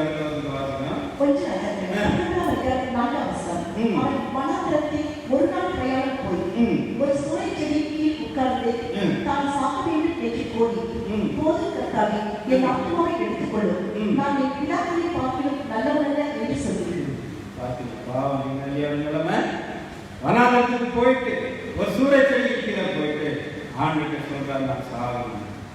போதாங்க என் வீடு என்ன எடுத்து நான் வந்து என் பிதாக்கள் போல நான் யாருங்க நானே நல்லவன் கிடையாது.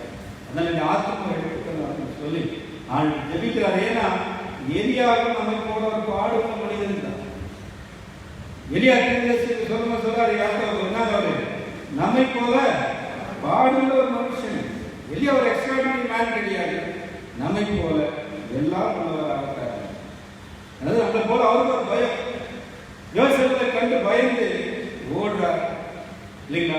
ஆனாலும் தேவன் அவர் பலப்படுத்துறாரு. அதான் எல்லாம் பார்த்து அடுத்த பாடத்துக்கு போகலாம்.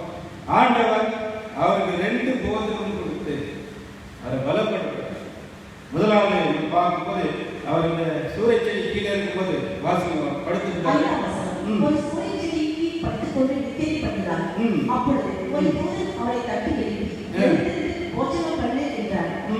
பாத்தீங்கன்னா ஒரு தூதன் அவரை தட்டி எழுப்பி போது. எலியா மட்டும் சாப்பாட்டுக்கு எந்த நேரத்திலையும் பஞ்சமே எல்லாம் ஸ்பெஷல் ஃபுட்டு தான். பாருங்க, அற்புதம். காக்கா வரும், விதவை வரும், விதவை கொடுப்பாங்க. அப்புறம் தேவ தூதன் தான் கொடுக்கும். பாருங்க, அங்க போயிட்டு பஸ்ஸியா தூங்கிட்டு இருக்கிறாரு. அந்த தூதன் அவரை தட்டி எழுப்புறாரு. எழுந்துரு, என்னவனே போஜனம் பண்ணு. விழித்து பார்க்கும் போது சுடப்பட்ட ஒரு தட்டுல இருக்கு ஆடையும் ஒரு பாத்திரத்துல தண்ணி நல்லா சாப்பிட்டு மறுபடியும் நம்பிட்டாரு. மறுபடியும் தூங்கிட்டாரு. ஆனா செகண்ட் ரெண்டாம் தடவை ஒரு தூதன் அவரை தட்டி எழுப்புறான். வாசிக்கலாம், அடுத்த வருஷம் ஒன்று ராஜாக்கள் 11 கர்த்தருடைய தூதன் திரும்ப 2ஆம் தரம் வந்து அவரை தட்டி எழுப்பி எடுத்து போஜனம் பண்ணு, நீ பண்ண வேண்டிய பிரயாணம் வெகு தூரம் என்றார். நல்லா கவனிங்க, நீ பண்ண வேண்டிய பிரயாணம் வெகு ரொம்ப தூரம் போனேன். ஒரே மலைக்கு போனேன் பயணம். ஒரே மலையில தேவதை சந்திக்க போறார். அதான் சொல்றார், எழுந்துரு, 2ஆம் நாள் எழுந்து போஜனம் பண்ணணும். நீ பண்ண வேண்டிய பயணம் வெகு தூரம். அதனால 2 சாப்பாடு நீயாக்கு சாப்பிட்டு அந்த பலத்துல நான் வந்துருக்காரு. பாட்டி தேயும் ஒரே பருவம் வரைக்கும் அவன் நடந்தே போயிருக்கிறார். 40 நாள் இன்னொரு பருவம் நடந்திருக்கிறார். இன்னத்தினால அவர் சாப்பிட்ட அந்த போஜனம் பண்ணப்பட்டது. அடுத்து நம்ம பார்க்கும்போது அடுத்த விஷயம் பார்க்கும்போது அதுக்கப்புறம் கர்மன் தொடர்ந்து தேவன் அவரோடு பேசுகிறார். அதுக்கப்புறம் சம்பவம் நடக்கிறது. அதுக்கப்புறம் எலியா எடுத்துக்கொள்ளப்படுது. அதோடு கூட அவருடைய ஹிஸ்டரி நம்ம இடத்துல அது எல்லாமே பார்க்கறது நேரம். இதோட இன்னொரு விஷயத்தோடு நம்ம அப்படியே நம்முடைய பாடத்துக்கு நம்ம வரும்போது இந்த எலியாவுக்கு நம்ம ஏன் இவ்வளோ ஆழமாக இருக்கு நம்ம பார்க்கும்போது எலியா தீர்க்கதரிசியை பற்றி பழைய ஏற்பாடு மாத்திரம் அல்ல, புதிய ஏற்பாடு ஆங்காங்கே அங்கே என்ன இருக்கோம் அங்கே பிளாஷ் மின்னிக்கொண்டே இருக்கிற வசனங்கள் இல்லைங்களா? அடுத்து நம்ம எலியாவுக்கு நம்ம எங்க படிக்கும் போது மல்கியால எலியா தீர்க்கதரிசி ராஜாக்கள் வந்து மல்கியால நம்ம படிக்கிறோம். வாசல் படிக்க சொல்லுது. கர்த்தருடைய பெரிய பயங்கரமான நாள் வருகிறதுக்கு முன்னே நான் உங்களிடத்திற்கு எலியா தீர்க்கதரிசியை அனுப்புகிறேன். நான் உங்களிடத்திற்கு எலியா தீர்க்கதரிசியை அனுப்புகிறேன் என்று சொல்லி ஆண்டவர் சொன்னார். ஆனா எலியாவுடைய விவரணத்தை விரிவெளி யோர்தானை கடந்த எலியா அதுக்கு பிறகு அவர் எங்க போனார், எங்க மறித்தார், அவருடைய விவரங்கள் இடத்துல இல்ல, அன்னைக்கு என்ன தெரியல. ஆனாலும் ஆண்டவர் மலிக்கா மூலமாக ஒரு நம்பிக்கை கொடுத்தார்.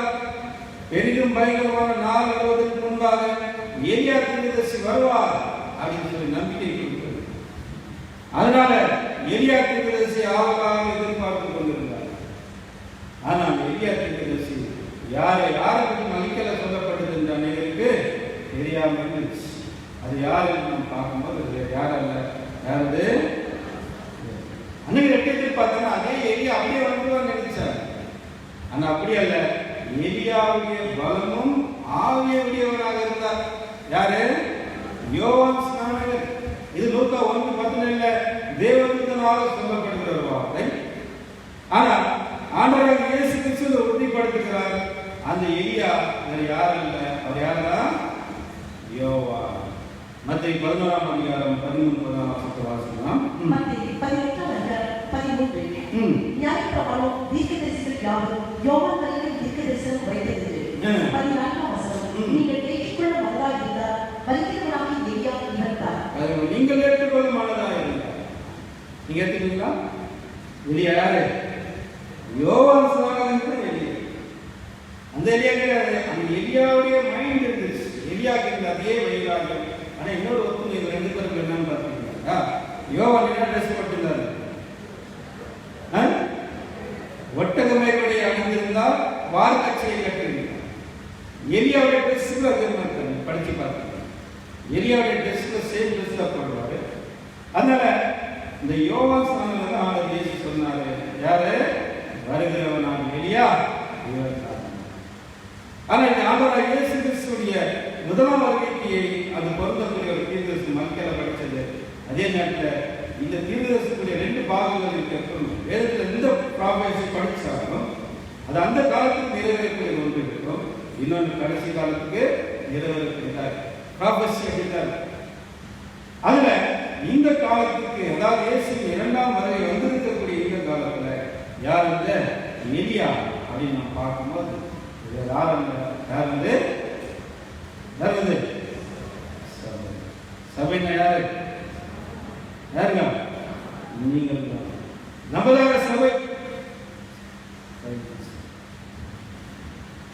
வார்னிங் முடிச்சிடலாம். கடைசி பாயிண்ட். அதனால பார்க்கும்போது எலியா சபை யாருங்க? எலியா அப்படின்னு பார்க்கும்போது யாருங்க? நம்ம தான். எலியா மாதிரி இருக்கிறோமா? எலியா மாதிரி இருக்கிறோமா? எலியா மாதிரி என்ன? எலியா கிட்ட கர்த்தருக்காக பயங்கரமான வைராகியம். யெகோவாவை தவிர வேற யாருமே சேவிக்க மாட்டாங்க. அப்புறம் சத்தியத்தை தைரியமா சொல்லக்கூடிய ஒரு போல்ட்னஸ், கரேஜ், அவருக்கு ஒரு தைரியம். ஆகப்பாடுடைய அரண்மனைக்கே போய் சொல்றாங்க, நீயும் விட்டால்தான் இஸ்ரவேலை கலந்து பண்ணுகிறவர்கள். அப்படிப்பட்ட குணமுடையவர்கள், ஆவியுடையவர்கள் தான் எலியா வகுப்பாராக. சபை சபை வகுப்பாராக வேண்டுமானால் நமக்கு என்ன இருக்கணும்? எலியாவின் ஆவியின் பலமுடையவர்களாக வேண்டும். ஆனா அன்னைக்கு எலியா பண்றது போல ஒரு பெரிய பரீட்சை யார் வரும்? நமக்கும் வரப்போகுது. பாடுகள் நம்ம பார்த்துருந்தோம் ரெண்டு நாளா இல்லைங்களா? இயேசுக்கு பாடு வந்தது, அப்போஸ்தலருக்கு பாடு வந்தது, நமக்கு பாடு வந்ததா? நம்ம பாடுபட்டுக்கிறோம். நல்லா மனசுல கை சொல்லலாம். பாடுபட்டுக்கிறோமா? ஒரு பாடம் இல்லை. நல்லா சாப்பிட்றோம், நல்லா ட்ரெஸ் பண்றோம், நல்லா வேலைக்கு போறோம். யாராவது என்னைக்காவது வந்து சத்தியத்துக்காக ஒரு அடி அடிச்சுக்கிறாங்க நம்ம எதுவுமே. ஆனா பாடு இப்ப வரப்போகுது. பாடு கண்டிப்பா வரும். ஆதி அப்போஸ்தலருக்கு வந்து அதே பாடுகள் இப்ப யார் வரும்?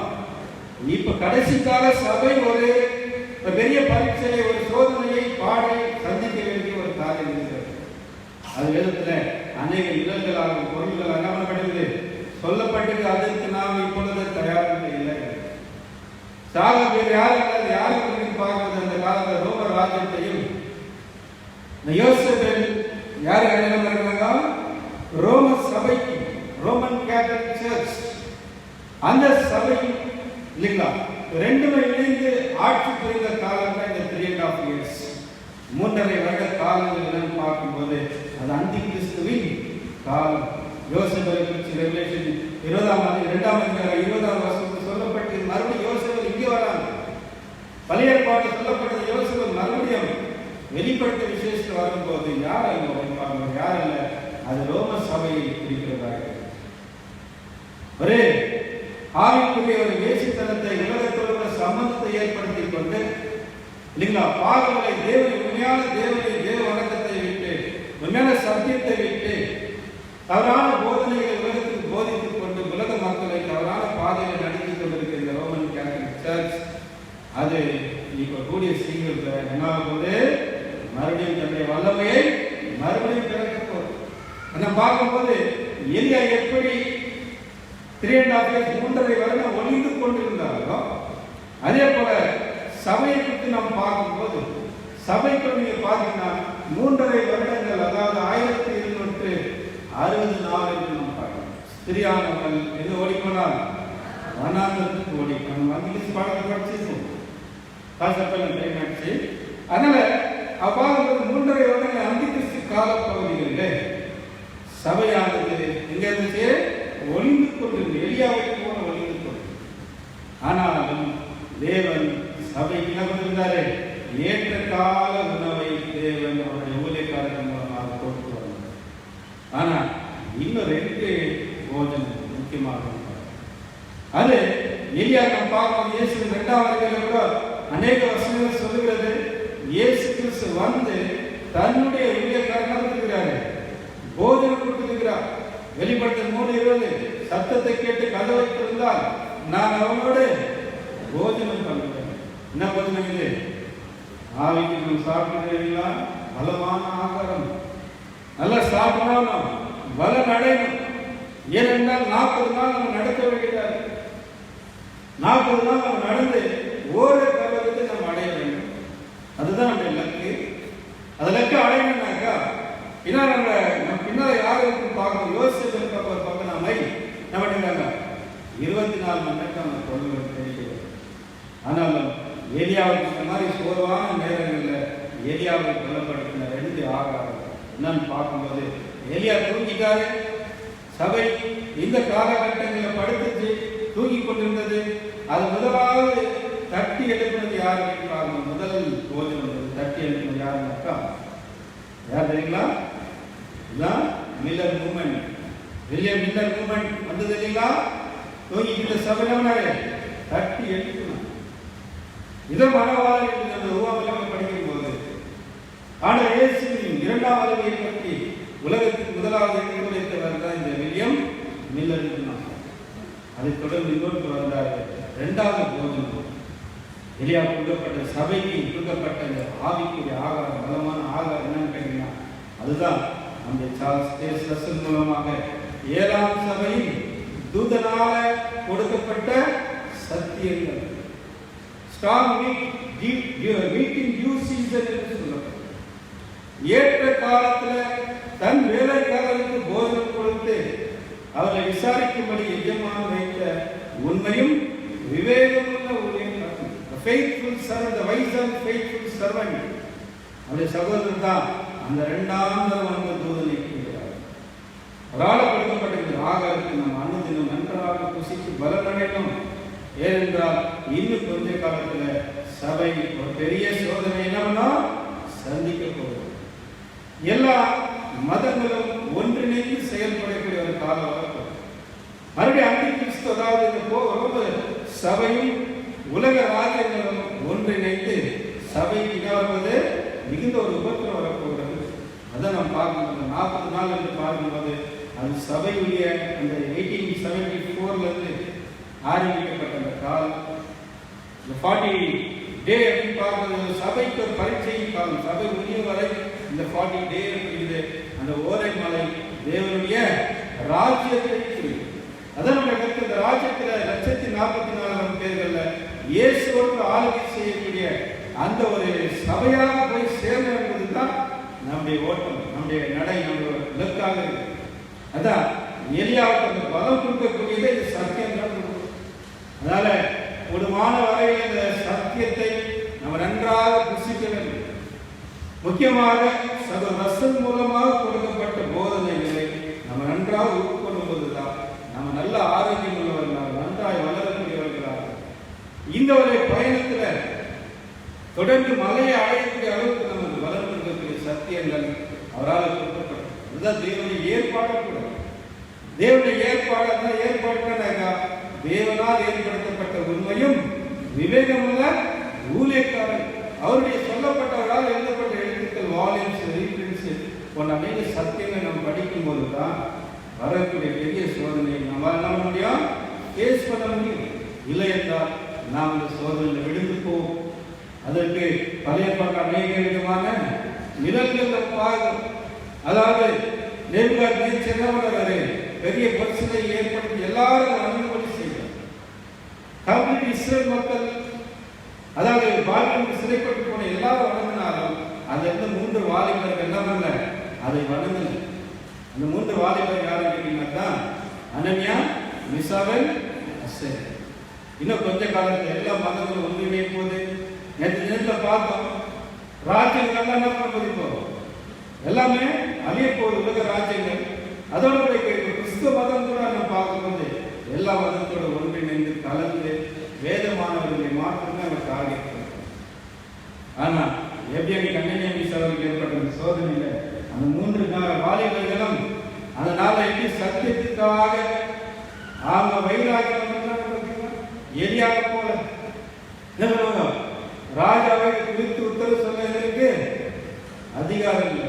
நீ வச்ச பொருசில என்ன பண்ண மாட்டோம், நாங்க வணங்க மாட்டோம். ஆராய்ச்சி தேவன் உங்களை தப்பு வைக்க வல்லவர், அவர் விடுவிக்காம போனாங்களோ நாங்க வணங்க மாட்டோம்.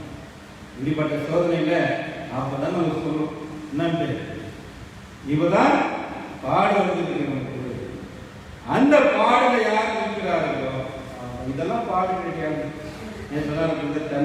தண்ணி வரலன்னு ஒரு கேட்க இல்லைங்களா, ஒவ்வொன்று ஒரு இதெல்லாம் நம்ம எடுத்துக்கொள்ளப்பா. அப்போஸ்தலருடைய நடவடிக்கைகளை திரும்பி பாருங்க இல்லைங்களா, எவ்வளவு பேரு இல்லைங்களா சத்தியத்துக்காக பாடுபட்டார்கள் இல்லைங்களா, அதுதான் உண்மையான பாடுபடுறது.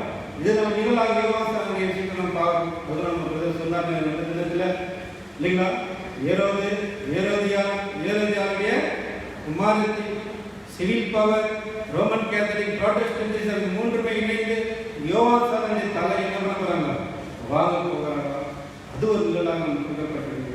அதனால இதுதான் உண்மையான பாடல். இப்படிப்பட்ட பாடல்களுக்கு நம்ம இதயத்தை இவர்களை தயார்படுத்தணும். ஒருவேளை ஸ்டேவாக போல நம்ம அடிச்சு கொள்ளலாம். ரெடியா ரெடியா ரைட் அப்பத்தன் இல்லைங்களா, எதிர்த்து நீக்க நம்ம இதயத்தை தயார்படுத்தணும். உண்மையாக இது பொய்யல்ல, தேவனுடைய வார்த்தை சத்தியத்தில் சொல்லுங்க. யாக்கோபு பட்டயத்தால சிறைச்சிதம் பண்ணப்பட்டார். பேதுரு என்ன பண்ணாரு, அவர் சிலுவையில இவங்கெல்லாம் ஆதிகால சபை இப்படிதான் உபத்திரத்தை அனுபவித்தார். கிறிஸ்துவுக்காக பட்ட பாடல் தான் போல் சொல்ற மேல கிறிஸ்துவின் என்ன சிலுவையில அறியப்பட்ட என்ன அதெல்லாம் வேற கதைகள் அல்ல, உண்மையாகவே அவர்கள் கிறிஸ்துக்காக தன்னுடைய உயிரை கொடுத்தார்கள். அப்படிப்பட்ட ஒரு பரீட்சையை நாம் நிற்கிறோமா, அதான் நாம் பார்க்கணும். எளிய நின்னாரு தொடர்ந்து நம்பக்கூடாது. அதே வைராகியத்தோட அதே ஒரு தைரியத்தோட என்ன பண்ணலாம், இதை நினைத்திருந்து வரக்கூடிய சோதனை நம்ம எதிர்கொள்வதற்கு நாம் தயார்படுத்தவும் தேவன் அனைவரையும் ஆசீர்வதிப்பாராக. கண்ணும் செல்ல ஒரு பாடத்தை பகிர்ந்து கொள்ளும்படியாய் தேவனுக்கு நம் ஆண்டவராகிய இயேசு கிறிஸ்து மூலமாக நன்றி சொல்வதை தெரிவித்துக் தேவன் நம் அனைவரையும் ஆசீர்வதித்து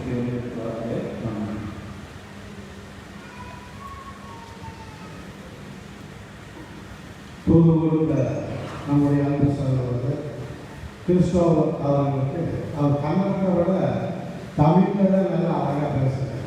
கன்னடத்தையும் கூட இப்படி பேச மாட்டார். அதனால் நம்மளும் கேட்குறவங்க நேரம்